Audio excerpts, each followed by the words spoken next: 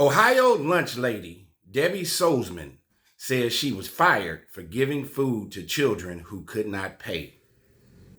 Hello, world and universe. Welcome to the Trevor Donald Experience. Manifest your truth. And so I got this story for you that was given to me by a very good friend of mine, the Reverend Pastor Richard Jackson, who owns Manasseh Ministries. He sent this story to me. For those that follow me, there are several people that follow me that send me stories all the time, and I really appreciate the support and them sending me new stories. I read and do my research probably 2 to 4 hours every day, whether it's legal stuff, business, the Bible, the Quran, the Torah. I'm a voracious reader, and even coming up with some of these, finding these crime stories. Sometimes it takes quite a bit of work, but I do have the pleasure of several friends of mine that follow me that will send me an article or two or a story or two, and I will do them. So this one is on behalf of a good friend, Pastor Reverend Richard Jackson from Manasseh Ministries. You can find him on Facebook under Richard Jackson.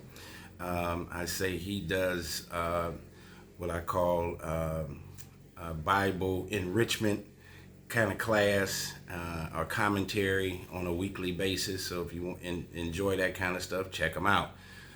So anyway, this story was pertinent because we're fastly approaching the school year.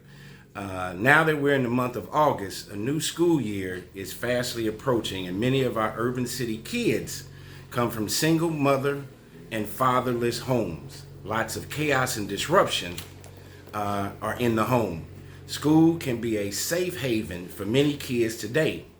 Many have parents that have mental illness and or an opioid addiction. They come from helpless, homeless situations.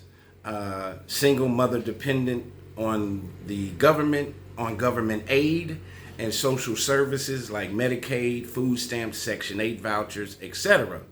Many of these kids are living in poor, dilapidated, derelict, depressing neighborhoods.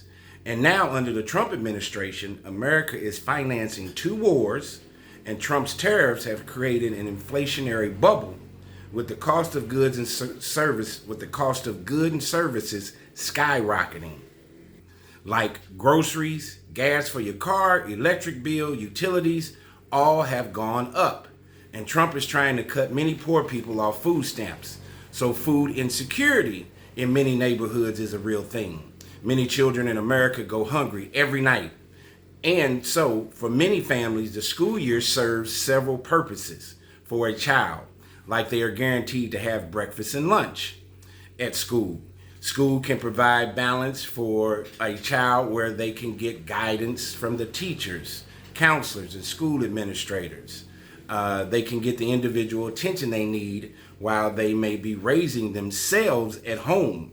Interacting with other kids is a great thing. Working on their communication, math, reading skills, etc. School should be a necessary positive means to a good end. Kids can get positive reinforcement from mature, intelligent adults at school, whereas at home, they might be raising themselves or their parent is a kid raising a kid. Healthy schools are a fundamental construct for a civilized, healthy society. So, in paralleling and saying that prelude into this story, let's get into this story on how this beautiful woman, inside and out, was a cafeteria worker who got fired for giving kids that needed the assistance more food and food necessary for their brains and their bellies. So this is a story about Debbie Solsman. This is a few years ago, but it's pertinent even today. She worked as a cafeteria worker at Denver Plain Elementary School in Wilmington, Ohio for 14 years. So she started there in 2003. Under school policy, kids who didn't have enough money in their lunch account were downgraded to a cheese sandwich instead of a full meal, a practice sometimes called lunch shaming. Now this is a real story. Miss Solsman, and this is heartbreaking and heartfelt if you listen to this entire story. Miss Solsman couldn't stand watching kids go hungry, So she took matters into her own hands. If kids didn't have enough money, instead of leaving them with just a cheese sandwich, she'd upgrade their meal or give them extra food if they were still hungry.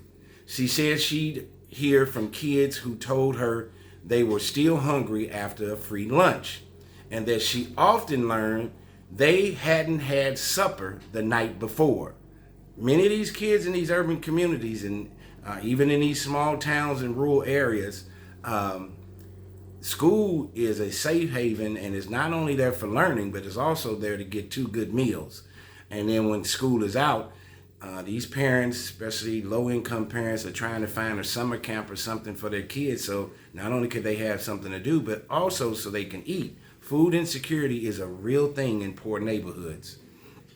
So to cover the costs, she paid out of her own pocket on the spot, or she wrote IOUs, putting them in the cash register and paying them off with her next paycheck. She also admitted to occasionally feeding her own grandchildren this way. So they must have been at the school too. So this is what happened. The firing. The Wilmington City School District quietly fired her in February of 2017. The official reason, per a district statement, was failure to account for food sales at her cashier job in the cafeteria and providing food without payment to her grandchildren. Miss Solsman didn't dispute that she had broken the rules. She told reporters, "I do admit to wrongdoing. I broke the rules and acknowledged she fed children and her grandchildren out of her own pocket." But she said the termination felt like a harsh punishment. The firing sparked local backlash. A parent said firing her over feeding kids was a no-go, and that the community would rally around her, that being Mrs. Solman, while the superintendent pushed back on the district being painted as heartless. So that's how that story ended. That is a real story. And I think there is some conflict there from a humanity standpoint, from a moral and ethical standpoint. Yes, you have to conduct business. I'm not saying that whatsoever. School has to be functionally sound. However, it has to be heartfelt to be a grown person and in a cafeteria and you seeing these little beautiful kids with these big eyes and these big hearts, and they are going hungry each and every day in this first world rate country we call America. I don't think she should have been fired. She should have been reprimanded, and they should have found some other way for Miss Solman to continue to have her job. She had been there for 14 years. They should have been trying to find some other way to make sure that these kids get fed. We all know that if what food that does not get eaten gets thrown out and gets thrown away. I think this could have been handled in a very different way. Unfortunately, I think in today's times, our school, we have inept inner city public schools. We have kids in the 9th grade reading on a 4th grade level. The future is fragile and is on the brink of bankruptcy, morally, ethically, and from an intelligence standpoint. These kids are not learning at an even pace with technology and artificial intelligence. There's going to be a whole generation of folks that are going to be left behind. And our administrators, our principals, even some of our teachers, and definitely many of these parents here in America in the urban market have failed these children. We need better mentors. We got to get to these kids from 0 to 6. By the time a kid's 10, 11, or 12, they are already headed either in a good direction or a negative direction. And if saggy pants is involved and using the terms for their parents as a bro or gang, you have a lost soul on your hands. We have to have an entire generation of folks that are ready for the workforce, that are ready to be entrepreneurs, that are ready to be creators. And all of that starts in the home and in the school systems, the public school systems in America. Her feeding these kids and being heartfelt shows that she has the utmost humanity, a moral and ethical responsibility to seeing these kids and even her grandchildren. And I think admonishing her and punishing her and even firing her was not the necessary answer to have. Tell me what you think. This is a controversial story. This woman, she just could not let a kid go hungry. And she did pay the IOUs back. So it's not like she was just taking the food or stealing it and not being accounted for. She was spending this money out of her own pocket to make sure that these little babies were eating each and every day. Nourishment, not only for the belly, but for the soul and for the mind, is of utmost importance when you're in an academic and educational environment. Tell me what you think about this story. This has been the Trevor Donald Experience. Manifest your truth in a positive, righteous, and God-conscious way.